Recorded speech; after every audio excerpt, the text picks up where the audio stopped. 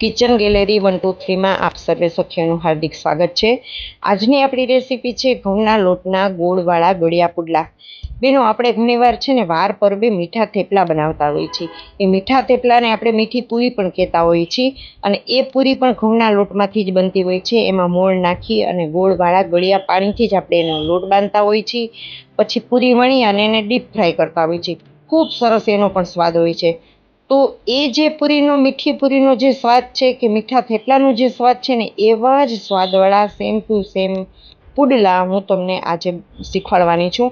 અને આ પુડલાનો ફાયદો એ છે કે આમાં વધારે તેલનો ઉપયોગ નથી થતો, કારણ કે આપણે આને નોનસ્ટિકમાં બનાવતા હોઈએ છીએ। આને ડીપ ફ્રાય તો કરવાનું છે નહીં, એટલે વધુ તેલ ખાવાનો કોઈ પ્રશ્ન નથી થતો ને છતાંય આપણને ઓલી મીઠી પૂરી જેવો જ સ્વાદ મળે છે। દહીં સાથે ખાવામાં જોરદાર લિજ્જત આવે એવા મસ્ત આ પુડલા બનતા હોય છે।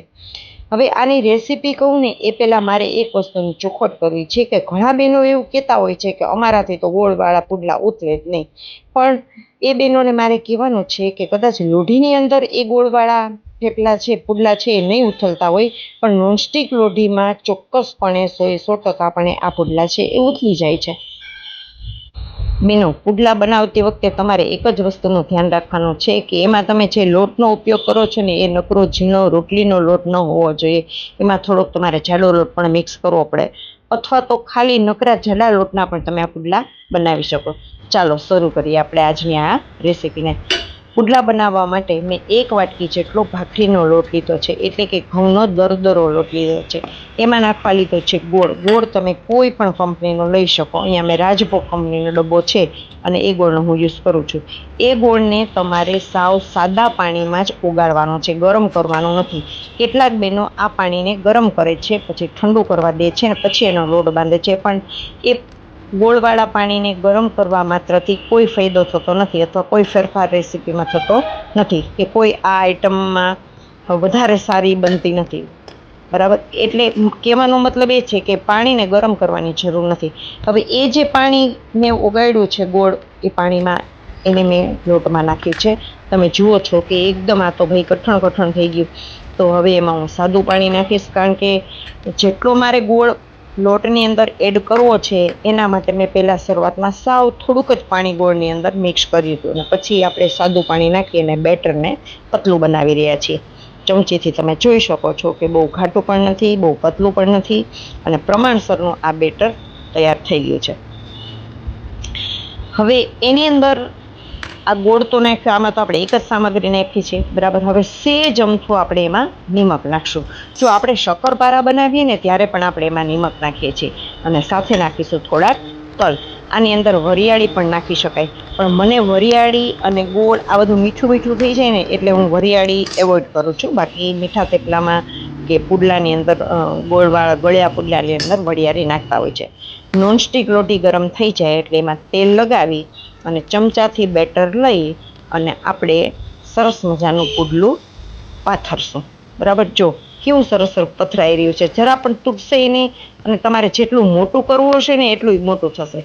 પણ હું તમને અહીંયા એક સલાહ દઈશ કે પુડલું પ્રમાણમાં નાનું જ કરવું, એટલે ઉથલાવતી વખતે તૂટવાનો કોઈ ભય ન રહે।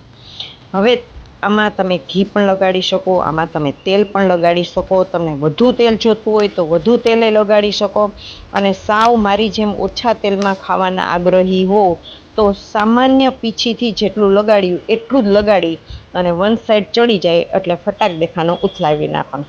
તમે નજરે જોયું કે પુડલું ઉથલાવવામાં સહેજ પણ તકલીફ પડી નથી, એની રીતે જ ઉપરનું પડ છે સૂકું થઈ જાય, તરત ગોળ છે એ પાણી છે એ એબ્ઝોર્બ થઈ જાય અને તરત પુડલું છે ઉથલી જાય છે।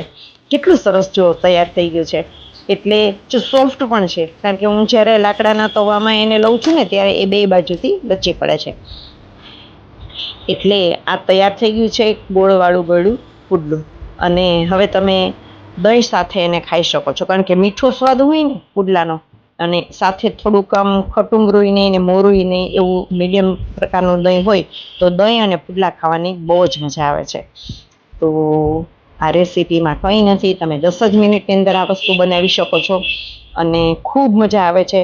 સાંજે બનાવેલા આ પુડલા જો તમારે સવારે ખાવા હોય તો ફરીથી નોનસ્ટિક ઉપર મૂકી અને સેજ કડકડા કરી અને સવારે પણ એને ખાઈ શકો છો. એ તો ગોયડા બિસ્કિટ જેવો એનો સ્વાદ આવશે સવારે ખાવાથી. અને હું તો કોઈ પણ વસ્તુ બનાવું ને તો એનો ડબલ યુઝ જ કરતી હોઉં છું. તો મિત્રો, બેનો, સખીઓ, તમને કેવી લાગી આજની આ રેસીપી? તમે પણ આવો પુડલો બનાવવાનો પ્રયત્ન કરજો. આવા જ બનશે કદાચ, આનાથી નહીં સારા બનાવશો. કેવા બન્યા એ મને તમે જરૂર જણાવશો.